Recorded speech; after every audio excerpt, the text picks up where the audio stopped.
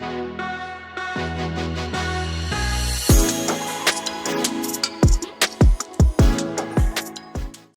what's up, guys? Welcome back. This is my boy again, Adamslink. How you guys doing? Welcome to another video, and good morning, good afternoon, good evening, depending on where you guys are watching this video from. I hope you guys are very much doing okay. Firstly, I want to quote what Okojo said recently. She said, Nigeria won't prosper and develop if youth keep living. Although they said we are lazy youth now, so we are going to other places. They don't want to provide basic amenities. That is why youth are leaving. That is why youth are leaving. And again, one of the most trending news currently is that the US has imposed visa ban on some Nigerian personalities who assisted in undermining democracy and ringing this past election.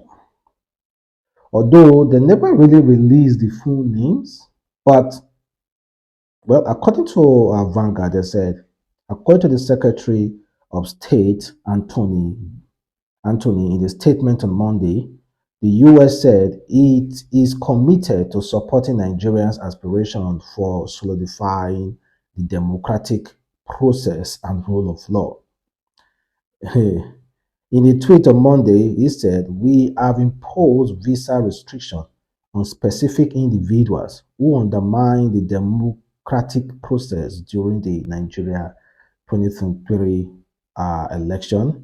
We remain committed to supporting Nigeria's aspiration to strengthen democracy and rule of law.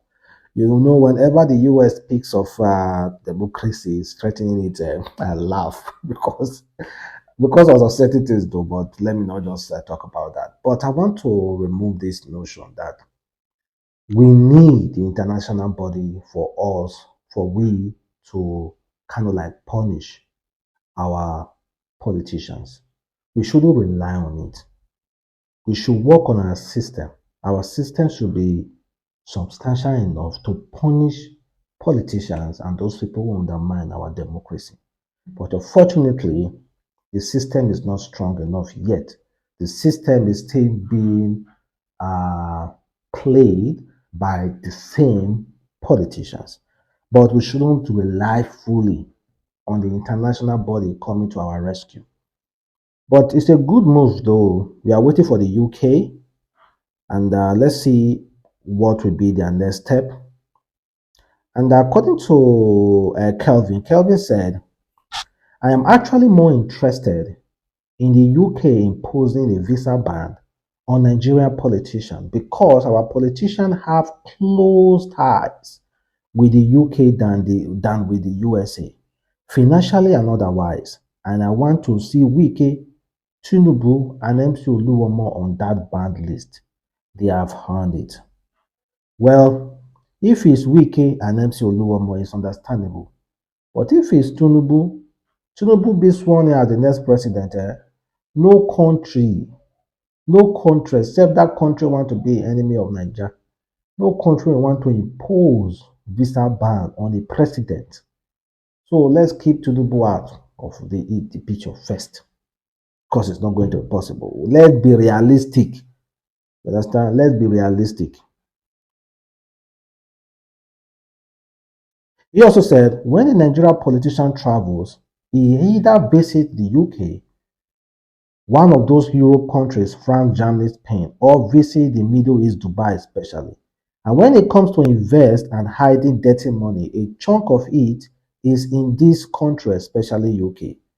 A little bird played a huge role in the last government told me that the landlords of Taraba State has one of the biggest and widespread real estate investment in the UK for a black person, billions worth in property to his name in UK properties. The UK is the real deal. Okay, let's see what they're going to do. And according to Jackson Ude, he said, banned from the US, the drunk Nelson Wike outgoing governor of Rivers State has his name on the list of those banned from the US. The UK considering the same treatment on crooks like this. Well, that's coming from Jackson Ude. And they say MC Oluomo is there apparently, and FKK is there. They say the INEC chairman is there. They say, oh, Uzodima, Yaya Bello, and Festus Kiyamu. They say here are the names of politicians on US visa ban list. So we are waiting for UK. You know, whenever US do something, UK will follow.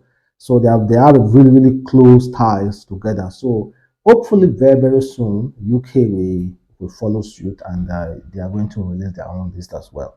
Well, like I've said before, we shouldn't be relying on them. Our system should be strong enough. What we do is just to call on US, call on UK. No, that is not healthy, guys. That is not healthy. For me, that is not healthy. And let's talk about Seun Kuti. So there is this news that came out there yesterday that Seun Kuti apologized and gave police 12,000 naira to repair their car. So the whole story, according to Seun Kuti's rep, they say Seun Kuti was driving with his wife on Ted Miller Bridge when police officer was driving when police officer used his truck to hit him. Because of the heat, his daughter sitting at the back seat was in shock, shivering, and the police officer didn't even stop. So Seun Kuti was mad. So Seun Kuti drove and overtook the police officer and demanded him to stop. Instead of the police officer to apologize to Seun Kuti, he was still forming right. That was when Seun Kuti was so pissed. And because the man was also drunk. The man was drunk. So Seun Kuti was pissed and he gave the man dirty slap. So that led to another thing, and that led to another thing, that led to another thing. That's what we are seeing today now. That's what we are seeing today now. So he was arrested, and he will be charged to court today. Let's see if it most definitely is going to get, he will be granted bail, most definitely.